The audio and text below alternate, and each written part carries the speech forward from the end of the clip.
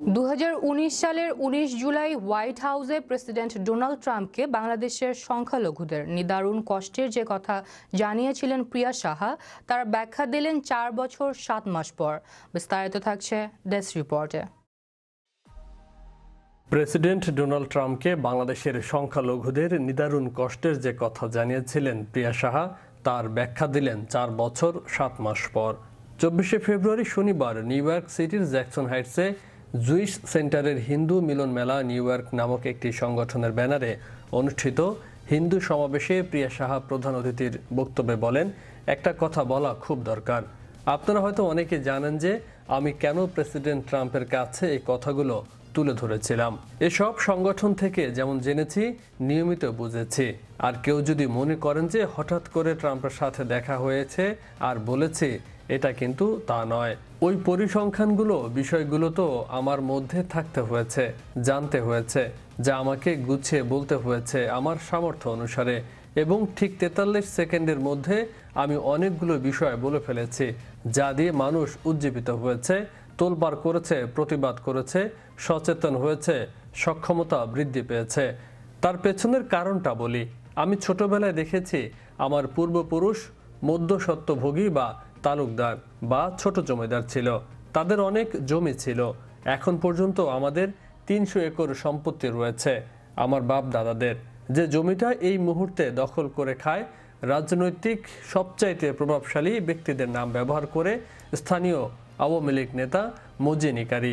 এবং সে ব্যাপারে আমাদের স্থানীয় নেতা রেজাউল করিম জানেন, এমপি শেখ হেলালও জানেন এবং অন্যান্য রাজনৈতিক নেতারা সবাই জানেন। আসলে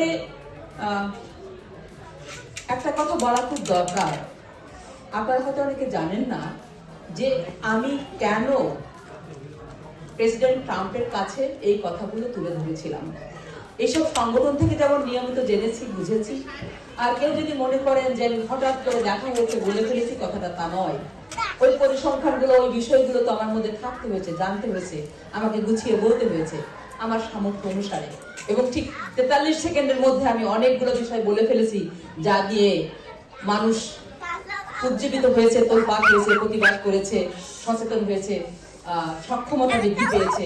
প্রিয়া সাহা বলেন, একটি গ্রামকে কিভাবে সিস্টেমেটিকভাবে উচ্ছেদ করে তার একটা প্রকৃষ্ট উদাহরণ হলো আমাদের গ্রাম। যখন ফসল হয় আমরা রাতে ঘুমাতে পারতাম না। সবাই বলে যে আজানের ধ্বনি শুনলে তাদের মন ভালো হয়ে যায়, আর আমি আটকে উঠি। কারণ ভোর রাতে তারা গরু ছেড়ে দিত। আজানের পর তারা হয় ফসল কেটে নিয়ে যাবে, নয়তো আক্রমণ করবে। আজানের ধ্বনিতে আমি শিশুকাল থেকেই আতঙ্কে ছিলাম। সকাল হলেই মনে হয় এই বুঝি আক্রমণ করলো। একটা গ্রামকে সিস্টেমেটিক ভাবে কিভাবে উচ্ছেদ করে তার একটা প্রকৃষ্ট উদাহরণ হলো আমাদের গ্রাম। কি কি করা হয় সেখানে। সেখানে ধরেন যখন ফসল হয় আমরা রাতে ঘুমাতে পারতাম না। সবাই বলে না যে আজানের ধ্বনি শুনলে তাদের মন ভালো হয়ে যায়, আর আমি হলাম আটকে উঠি। তার কারণ ভোর রাতে মানে তারা গরু ছেড়ে দিত বা মানুষজনের যে আজানের পরে তারা মানে এই হয় ফসল কেটে নিয়ে যাবে, না মানে আক্রমণ করবে। তো এই আজানের ধ্বনি মানে আমি শিশুকাল থেকে আমি খুব আতঙ্কিত থাকি, এখন আমি ভীষণ আতঙ্কিত থাকি। সকাল হলেই মনে হয় এই বুঝি আক্রমণ করবো। প্রিয়া সাহা বলেন, আমাদের এলাকায় অনেকগুলো মার্ডারের ঘটনা ঘটেছে যার বিচার হয়নি। আপনারা বলবেন মামলা হয়েছে, প্রতিটি হত্যাকাণ্ডের ব্যাপারেই মামলা হয়েছে। আমাদের অঞ্চলের মানুষরা মামলা করতে খুব জানে, কিন্তু ওই যে জজ, সেই পুলিশ, সেই উকিল, সরকারি উকিল, ফাইনালি কিছু হয় না।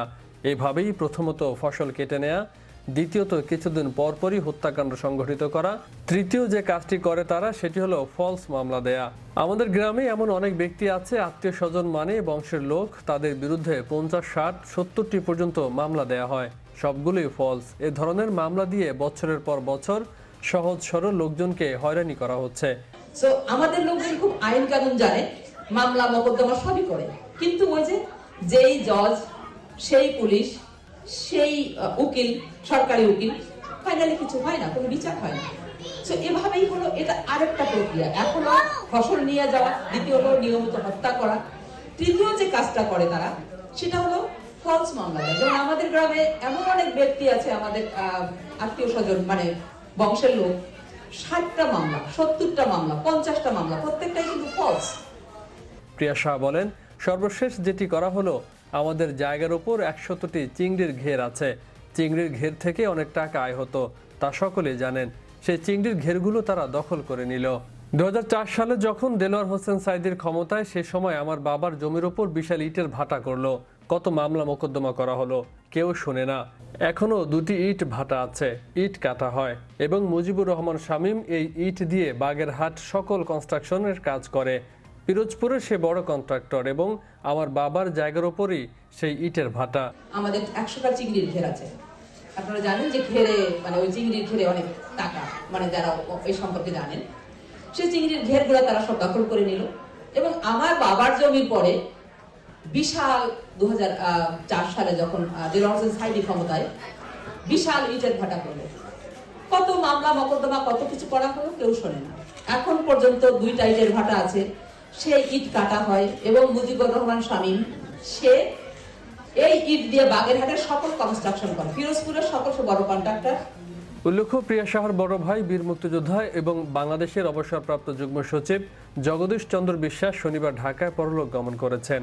এই বক্তব্যের সময় সে প্রসঙ্গ উল্লেখ করে প্রিয়া বলেন, ভাইটি চলে গেলেন চিরতরে, মুখটিও দেখতে পেলাম না শেষবারের জন্য। তাদের সবচেয়ে বড় ভাইটির বিদেহী আত্মার শান্তির জন্য সকলের দোয়া চেয়েছেন প্রিয়া সাহা। উল্লেখ্য, ট্রাম্পের কাছে বাংলাদেশের সংখ্যালঘু সম্প্রদায়ের নিদারুণ কষ্টের কথা বিবৃত করার পর দেশে ফিরেননি প্রিয়া সাহা। ওয়াশিংটন ডিসিতে একটি এনজিওর শেল্টারে রয়েছেন এবং বাংলাদেশের পরিস্থিতি নিয়ে কংগ্রেস ছাড়াও আন্তর্জাতিক বিভিন্ন মহলে দিন দরবার করেন। তিনি বাংলাদেশের পরিস্থিতির ব্যাপারে সকলকে সজাগ থাকার আহ্বান জানান। হোস্ট সংগঠনের প্রধান রামদাস ঘরামির সার্বিক তত্ত্বাবধানে এই সমাবেশে সভাপতিত্ব করেন ডাক্তার প্রভাত চন্দ্র দাস। আলোচনায় অংশ নেন অ্যাটর্নি অশোক কর্মকার, ডক্টর দীনেশ ভট্টাচার্য, শোকরানী ধনপাত, শীতাংশু গুহ, সবিতা দাস প্রমুখ। স্বাগত বক্তব্যে সুনীল সিনহা নতুন মন্ত্রিসভায় সংখ্যালঘু সম্প্রদায়ের কয়েকজনকে মন্ত্রী ও প্রতিমন্ত্রী নিয়োগ করায় শেখ হাসিনাকে ধন্যবাদ জানিয়ে বলেন, এবারের নির্বাচনের পরেও সংখ্যালঘুরা নিগৃহীত হয়েছে, নৃশংস হত্যাকাণ্ডের শিকার হয়েছে। আশা করছি অবিলম্বে ঘাতকরা গ্রেফতার হবে এবং দৃষ্টান্তমূলক শাস্তি নিশ্চিত করা হবে। তাহলেই ধর্মীয় সংখ্যালঘুরা ভয়হীন চিত্তে বসবাসের সুযোগ পাবে। ফয়সাল মাহমুদ, বিশ্ব বাংলা 24 নিউজ ডেস্ক।